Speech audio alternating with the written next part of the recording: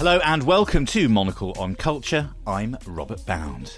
On today's show, we're exploring the night. Less things that go bump in it, we'll save the ghost stories for Halloween, but rather the people, places and things that are busy making, doing, delivering, packing, driving, nursing, rescuing and feeding on moths.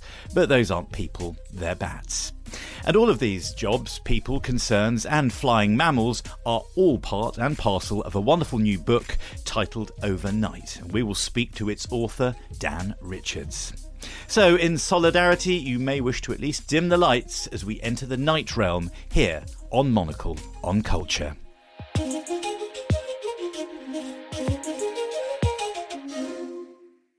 What do you think about when you think about the night time? Sleep? Darkness, probably. Dancing until the wee small hours? Maybe. Or lying in bed, staring at your alarm clock as its hands tick so slowly until dawn. The insomniac's choice there, just for me and some others. For the subjects of Dan Richards' new book, Overnight, the concerns of the small hours are altogether more professional. For Dan's study of the jobs that happen when the rest of us are likely in bed take in a wide array of the essential and less so nocturnal lines of business. In part one of the book, Dan deals with night work, and we meet dockers swinging shipping containers from harbour to train with nimble nighttime fingers, then a stoic ferry crew manning an essential supply line for the Scottish Islands, an emergency helicopter crew are vastly impressive against all North Sea weathers, while the pit crews and indefatigable racing drivers of the Le Mans 24-hour race offer a slightly more rarefied take on night dangers. The second half is a more obviously psychological delve into the dark hours, where sleep-deprived new mothers wonder if they're going mad, bats flit around Dartmoor with enthusiastic human pursuers, and Dan also wonders about sleep, an issue with which he's been wrestling for years, then exacerbated by the trauma of nearly not making it through a severe bout of COVID, which is also echoed in the night shift of doctors and nurses that treated him when he was ill. And that's referenced in part one. It's a wonderfully rich and rewarding, personal and universal book about what you might call the everyday or every night heroism of those that do their thing after dark. And here is Dan Richards. Before I started the book, the night was a zone of interest in terms of, certainly as a child, things going on that I wasn't party to. As an adult, somewhere that was a fun space to be, but also a space that was quite chaotic. You know, if you were out beyond a certain time, you know, you were staying out, or if I was having adventures, getting benighted on the side of a mountain, something like that. I suppose anyone who's stayed up unhappily awake in the small hours knows that they are not small. And this all came together when I was thinking about the writing of the book to explore a space familiar to readers, but potentially, just like you say, unknown.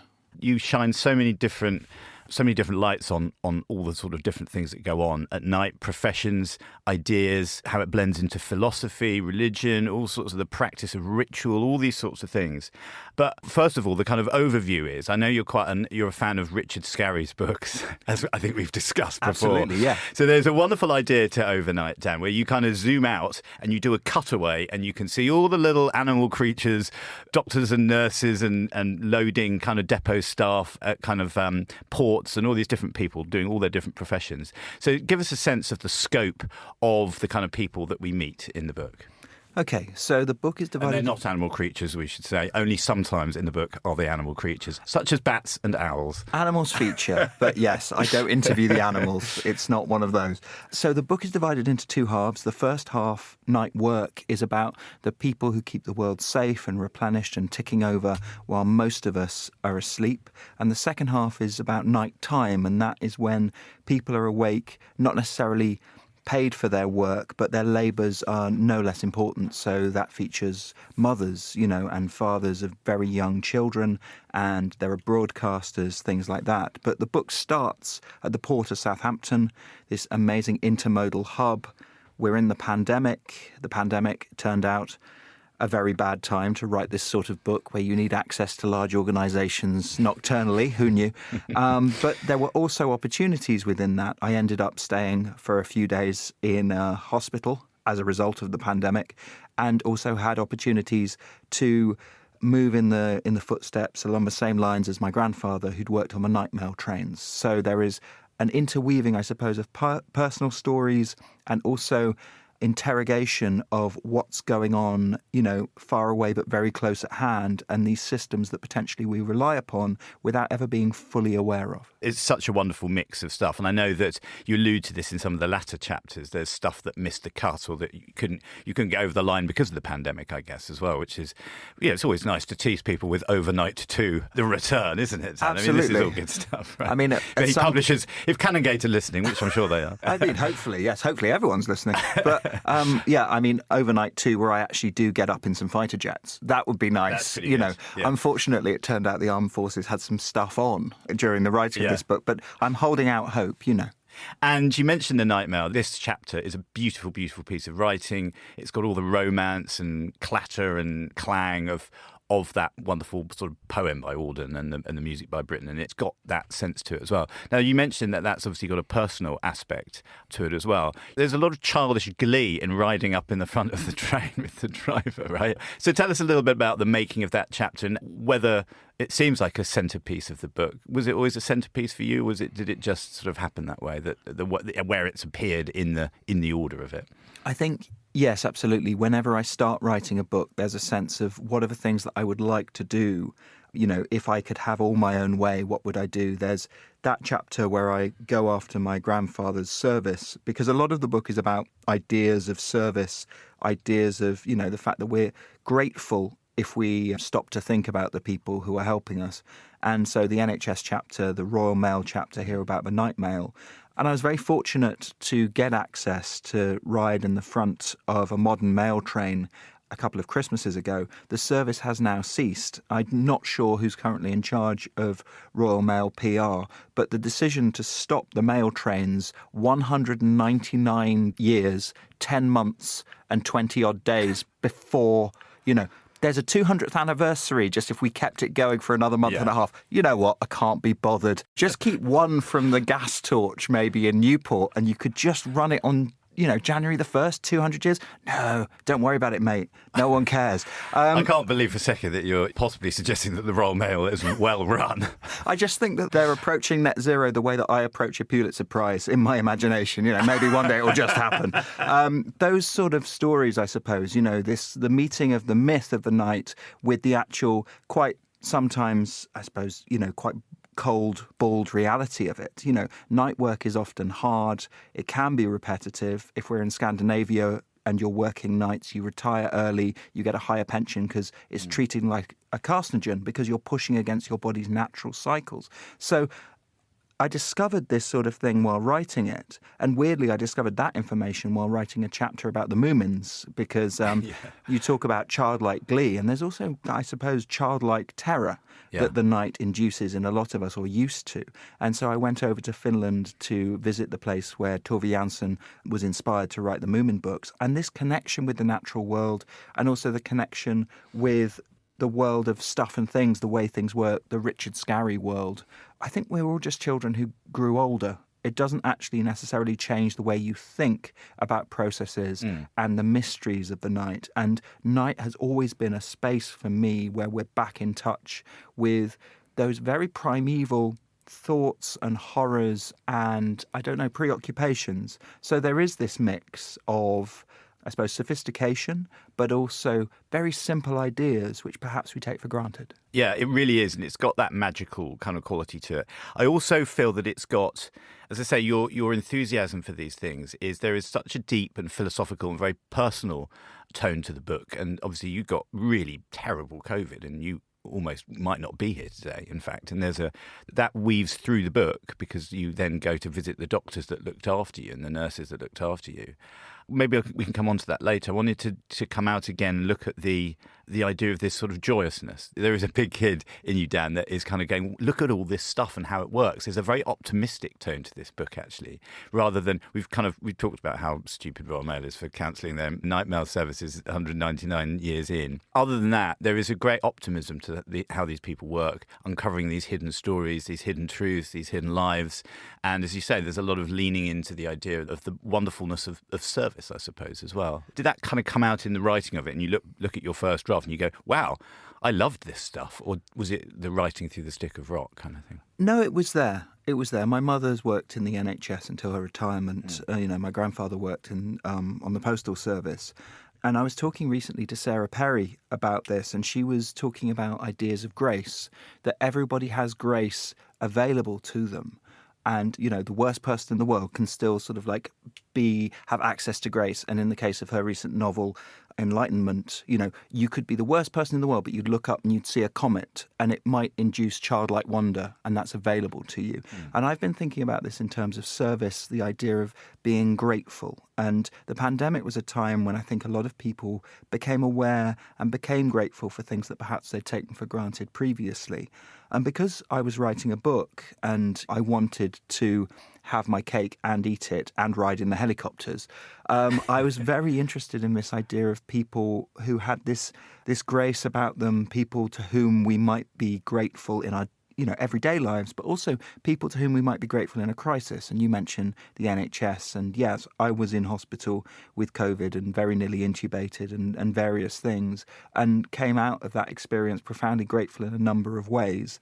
That people looked after me so well, but also the fact that we have these services, that there were people putting their lives and well-being on the line to care for other people throughout the pandemic. But I also spend time with search and rescue helicopter crews, and that crew that I spent time with on Humberside were recently off the coast of Hull with these big 2 ships that crashed recently. I spend time with people in the RNLI. I spend time with thinking about, submariners and mountain rescue people. But also, I spent time kind of, I suppose, thinking about the people who then look after them. You have all these mechanics. There's a chapter about the Le Mans 24-hour race where I nominally, it's a bit of a jolly, and I'm spending time with Porsche, and there's 24 hours, and I bump into Michael Fassbender, and that's all fun and games. It's a nice chapter as well. It's lovely. Well, it's hopefully just gives a sense of the melee of it all. But at the same time, that chapter, it turns out, is really about trickle-down technology and the fact that so many of the things we rely upon in our everyday cars were developed at the cutting edge of motorsport and mainly endurance racing. The hybrid technology, the fact that these Porsches, the hypercars, which are each worth something like 2.8 million euros, they run on residue from wine production. So the most French race in the world with the most French fuel that you could conceive of. And the fact that ethanol is being produced at such a high level, eventually perhaps our cars will run on that, and the hybrid technology is being perfected in these things that might seem extra solar to our normal lives, but it's all interlinked. And this idea of connection was really kind of revelatory to me as I was writing it. And I hope that I've brought readers in and sort of open that up, because everyone's relationship with the night is so personal, it's so unique. But when you begin to expose the connections of the world, it's a time, often the night, I think, of huge fear and isolation, depending on who you are. And I was really comforted by this idea of connection that runs throughout. Yeah. As you've mentioned, Dan, a lot of the subjects are industrial processes as well. There's obviously the caring profession and the medical profession, but then there is also a lot. There are people that are on the edge of automation. They are the last link, human link in the chain of an automated thing. I'm thinking about the Southampton docks, and I'm thinking about certain other things in terms also of the search and rescue and the ferry captain and all the rest of it. There seemed to me a celebration of the human in an era of increasing automation, and that actually, when it's dark and the lights are out, you have to rely on people, right? There's something of that. Absolutely. One of the chapters is about the Dusty Knuckle Bakery in Dalston, and Daisy Terry, who runs that, came along to one of the launches and was really sort of just still so enthusiastic as when I met her for the book about the new piece of kit that they have, which are fridges which on a timer that slowly warm up. And that means that rather than coming into the bakery at 3 a.m., people can arrive at 4 a.m. because the one thing that these people had to do was essentially take bread dough out of fridges and put it into warming ovens. And now you have a machine that can do that. And that doesn't mean it's automated the whole process, but it gives the people that you rely upon to give it that human touch and make the bread with soul, I suppose. She's got a great line, doesn't she? She sort of says, getting up at 3 o'clock makes you feel really mad, but getting up at 4 o'clock, you can fool yourself into being a big dick CEO or something. Yeah, right? CEO productive, she says. That's 4 a.m. Yeah. I mean, I got up at 5 to come down here from Edinburgh today, and I can tell you that it doesn't make me feel any more productive. Do you feel C-suite? No, I feel crazed. But then again, throughout the book, I meet people who do that every single day. And there is this quite poetic sense of giving of themselves for our benefit.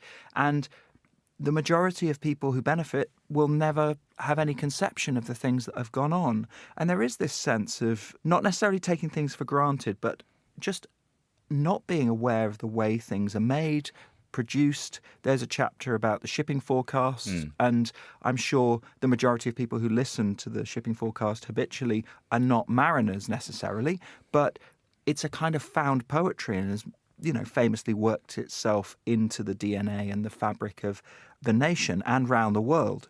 And it's a great wonder and potential irony that a lot of people who listen to the shipping forecast are outside the areas that are being forecast, but find in it this wonderful comfort. And the broadcasters who do that, and you'll know yourself, holding everything together to the second is an astonishing ballet of timekeeping and dexterity, and your producer here, everybody is just in complete sync. But to witness the shipping forecast going out live is one of the most moving and wonderful things. And you're so good at getting great stuff out of people as well. And I wondered, from the first chapter onwards, where we're in Southampton at the port, where people aren't often asked about what they do at night, And as you say, they're not necessarily sort of high-powered jobs. They're not the kind of people that are used to being interviewed, I guess, period, right?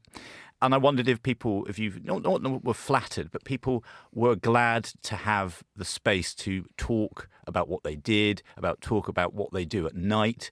There's something on the edge of confession sometimes, certainly in the chapters that you write about yourself. So yeah, what about that? People definitely seem to be leaning into the opportunity to talk about themselves. I think it's the case of conversation. The best interviews are a conversation. And you mentioned time, and in that moment where time kind of ceases to flow, you're going through the night and time is passing, but there is this sense of just existing with somebody in that space. A lot of these people, they work alone. One of the things that seemed to link a lot of the people who worked at night was the fact that there isn't as much oversight at night, and they're people who like to get on with it. They don't need managing in the same way. And I would just spend hours with people just talking, and it's amazing what comes out just as you kind of like follow that flow of conversation and you let it meander. My books are obviously edited, but they're not editorialized until quite a late part of that process, which allows me to just spend time talking. And it was interesting at Southampton Docks. I was up in a crane with a crane driver, and the whole of global logistics, as far as, the UK is concerned, boils down to these people, most often men, picking things up and putting them down, without really... Well, more often than not knowing what's in the box. They know the weight of the box. So these huge cargo, these containers, the classic ship, cargo ship container. Yeah. And everything is the logistics of it are so kind of fine-tuned that, and they have to be put onto a train or taken off a train and put onto it or something. And it's an amazing sort of choreographed seconds. It's got with every transaction, every action and transaction seems to have seconds, if not minutes, then seconds to spare. Absolutely. Yeah. But it was really quite moving to me that you've got a ship like the Ever Given just sort of on the horizon, this behemoth of a ship. And this was the Suez one that got stuck in the Suez. Yeah, and it was later, during the course of the book, that ship got stuck, and then the book went on, and it was back in Southampton, a few months later. And people turned out to see it because it had caused all this global crisis. There's nothing like a pandemic or a big ship getting stuck to remind us all of how connected we are with this world of logistics. But this global trade boils down to one man in a crane. And I was up in that crane with him, and I said, well, what do you think about it? Because it is, as you've said, it's so minute in its accuracy. You're on the clock, you're there for a few hours, you don't want to do anything wrong. If he loses concentration, and swings a container into the front of a train, the damage is catastrophic. So, he has to be so aware of what he's doing. He's so highly trained. And I said, what do you think about when you're doing? And when you're doing this? And it was 3-4 o'clock in the morning by this point. It was not yet dawn, and we were just there in that kind of glass box, hovering above all these trains with all these containers. And he said, well, you know, you do get an opportunity to think. I wouldn't say I zone out, but I do have an opportunity to think. My dad died on Saturday, so I've been thinking a lot about that. And he kind of sort of volunteered that information. And it's not like I'm on the Today programme where we'd be whistling through the editorialised stuff of, oh, was it COVID related? Were you close? How old was he? Did he have pre-existing health conditions? I'm in that space, and it's a trusting space. I'm not doing that sort of thing. I'm just there for the story, and the story is a man who we all, without knowing it, rely upon for a large amount of stuff, who is there in this vulnerable position, but also is just talking. And what a lovely thing to be trusted with that information. And the information is in the book, but we're in the middle of a pandemic as well. So my response, I hope, is a human response. And I just said, oh, I'm so sorry. As you say, a lot of the jobs necessitate perhaps the sort of person, or certainly the kind of the person's personality on the job, to be quite go get 'em and very common sense led, thank God, for what they do for a living, saving your life perhaps, and all sorts of other things. But there's a sort of stoicism about them. But you don't over-egg that. These are people with ritual and romance and wonderings in their heads as well. It's just that they have to keep the eye on the ball in order to keep the train on the tracks, or the oxygen, making sure the right amount of oxygen gets into the patient, whatever it might be. There is a nice balance. Are you still in touch with some of these people? Because I feel like you made it's the time of the day when you make, I won't say fast friends, but you make connections that you will remember forever, I'm sure, some of these things. Yeah, absolutely. And some of the episodes were profoundly moving and affecting. I spent a night out with some outreach workers from the St Mungo's homeless charity in Westminster, not far from here.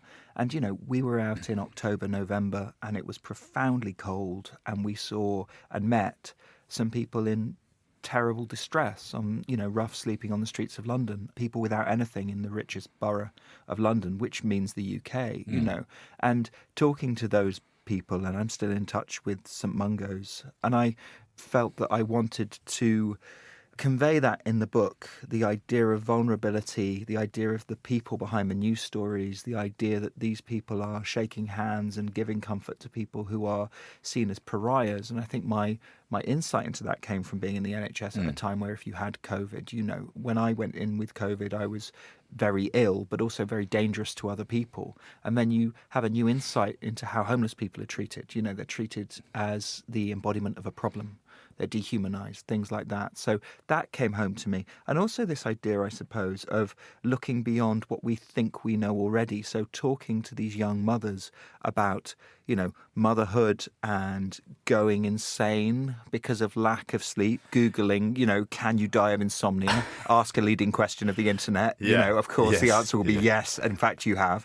I suppose looking beyond what I thought I knew. But in terms of friendships, yes, I'm still in touch with the train driver, Keith, and, you know, he turned out to have been all dead set to drive the Queen's funeral train. It's amazing what you discover. I know, I love that you kept that one quiet, Keith. Yeah, and he shot back with, well, you know, Dan, it's Official Secrets Act and all of that. And I'm not sure if it is, though I imagine it probably is. Yeah. But there's also things like, you know, helicopter pilots who are very, very, you know, they're ex-military often, they're very sort of like affable lads. And then they go very, very obviously professional when you say, well, what happens when you lose an engine over the North Sea? And they click right into procedural mode. And it's interesting because I think as civilians, if something goes wrong at night, if you're not sleeping, Samantha Harvey, who won the Booker Prize for Orbital, her previous book, The Shapeless Unease, A Year of Not Sleeping, is amazing for this, where she starts talking about how when she has insomnia, she might get up and make a cup of tea. Because once when she did it, she went straight back to sleep and slept for hours. And obviously it's never happened since, but she thought, well, why not? I'm absolutely knackered. Let's try it. And it was so noticeable to me that when you're dealing with professional people who work overnight, nobody is doing anything in case it works. Everyone knows what works. You know, when you have these helicopter pilots, there's no question of, oh, what shall I do when an engine's gone? What shall I think about? They don't think. They're trained to within an inch of their lives because it's not just their lives, it's the lives of the crew and the lives potentially of people they've rescued. So these stories, I think, come out of giving people the respect of having done a bit of research before you arrive, but also giving people this space and time to just talk. Because often people, when you interview them, they don't know what it is about what they do that's interesting. And you stop and you go back and you say, hang on, just run that past me again. That sounds amazing. And they hear themselves say it. And I think a lot of the people I spoke to got a renewed sense of the wonder perhaps they came into the job with, or a sense that what they do is both worthwhile and quite unique and interesting potentially to a wider public. And in publishing terms, let's do a couple of nerdy publishing things. I love your use of footnotes in the book. They are often, well, occasionally as long as the copy on the page, which I'm a massive fan of. Lovely. Our sort of mutual friend and contact, Andy Miller, as you know, is a huge fan of footnotes that are longer than the things on the page itself. So that's a big tick. And it's not just got a bibliography and a note section and an acknowledgements and all these necessary things, but a discography, Dan. A discography. I don't know why I find that so hard to say as well, which is wonderful. And I loved leafing through your tracks, and we have very similar musical taste, it seems. Tell us about the writing with music on in the background, which is sometimes very tough to do. Tell us about the writing of the book, because as I say, there's a lot of research in it, a lot of people that need to be got right and jobs that need to be got right, and then there's a big personal element to this book as well. So tell us about the wherewithal of the writing of it. Well, in the first instance, when I'm out and about, I'm making completely illegible notes and making Snap. field recordings. What is that? Why have I written everything with my left foot? Well, exactly. Yeah. And then quite a lot of that sort of thing. I'll make sketches and things, and it's just to get me back into the moment, where I was with that person, or I saw this, or I heard that.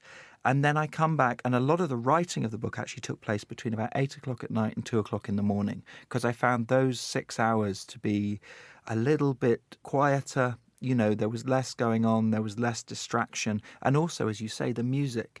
I could listen to music in that time. There's a lot of jazz in the discography, but there's also quite a lot of electronic music and things that reminded me of certain chapters and certain, I suppose, spaces. Because as much as anything, I think the night is a vibe. It is a space where you can appreciate the sonic quality of things. In the bat chapter, different bats sound like different pieces of music or bands.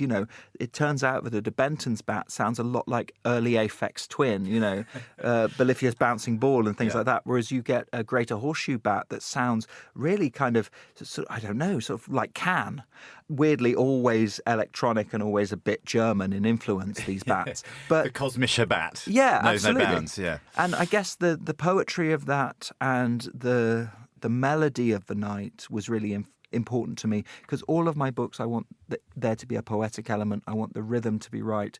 The Mail Train chapter, as we've spoken about, has this quite, I suppose, rhythmic quality, because you need that in there. The Le Mans chapter is quite, I was trying to channel all these other authors and all of these dynamic elements to that, because I want to place the reader in this zone.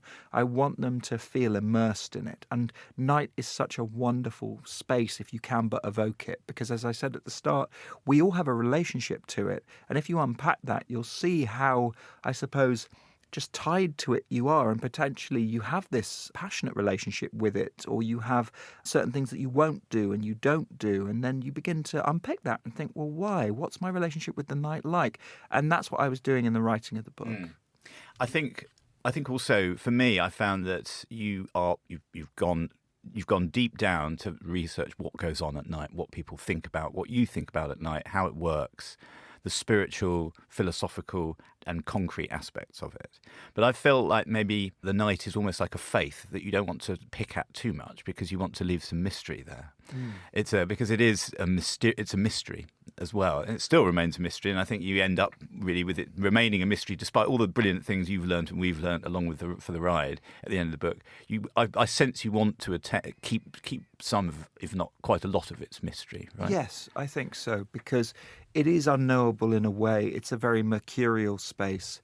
At one point, I went in for a sleep study to see what happens when I sleep, because I was having trouble sleeping and have historically had lots of trouble sleeping. And of course, the night you go in and you're wired up like a very budget version of The Matrix. And then they say, and just with this enormous ponytail of wires that are attached to electrodes that are strapped to your head, just have a normal night's sleep. And then it turned out that I did, really disappointingly. Damn. Yeah. Damn. They come in at the night, it was just a normal night, apart from the fact you're in hospital, you're wired up, there's a infrared camera looking at you, and you have all of this breathing apparatus on to check what's going on and various heart monitors and stuff. And then they come in the next morning and you're convinced, of course, that you've not slept a wink. And they go, well, that was well done. That's a 7-hour whack. Yeah. There doesn't appear to be anything wrong with you. By the way, you snore in the morning. I was like, yes, that's not why I came. It's wonderful stuff. Well, Dan, thank you for talking us through the highways and byways of your wonderful book, Overnight. It is such a charming book. It's fascinating and it's rightly personal as well. So, Dan Richards, thank you very much. Thank you, Rob. Always a pleasure. That was Dan Richards, and the book is titled Overnight, Journeys, Conversations and Stories After Dark. It's published by Canongate, and it is out now, and it's great. Monocle on Culture is produced by Sophie Monaghan-Coombs and Steph Chungu, who also edits the show. We'll be back next week, but until then, from me, Robert Bound, thank you for tuning in.